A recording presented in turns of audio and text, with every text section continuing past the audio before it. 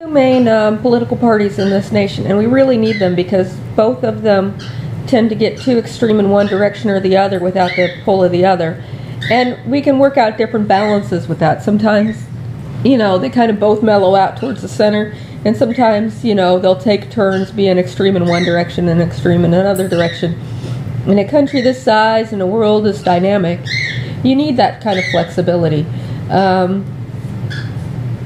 But I don't know, what the plan is for the next presidential election, whether the Democrats will successfully rally and get rid of President Trump, or if it'll be another 8 years, and that kind, or another 4 years, and that kind of thing.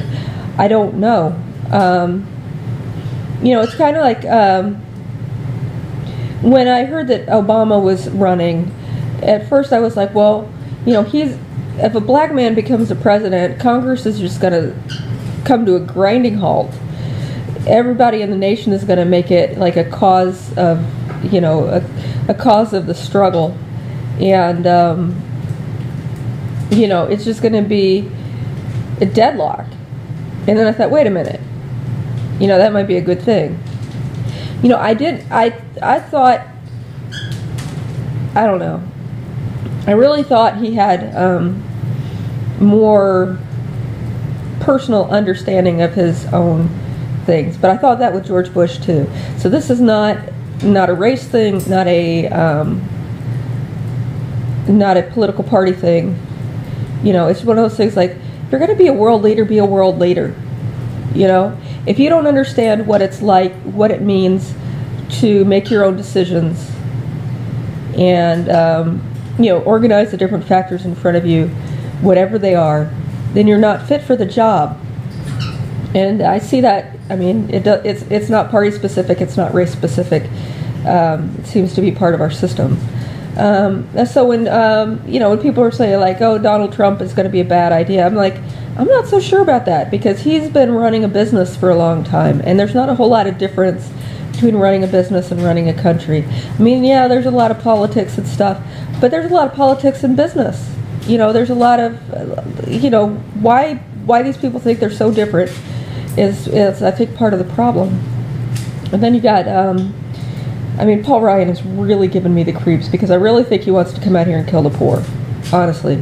That he thinks what's going on in that, that block of houses over there where they have like the big outbuildings that I think they've got like, Karen and Michelle in, he thinks that that's, that anybody that doesn't fit into that model or the working world should be killed.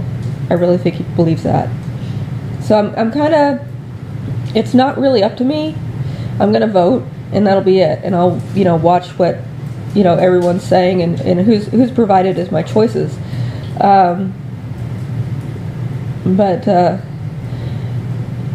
And participate in the discussion, because I'm really nonpartisan. I really am.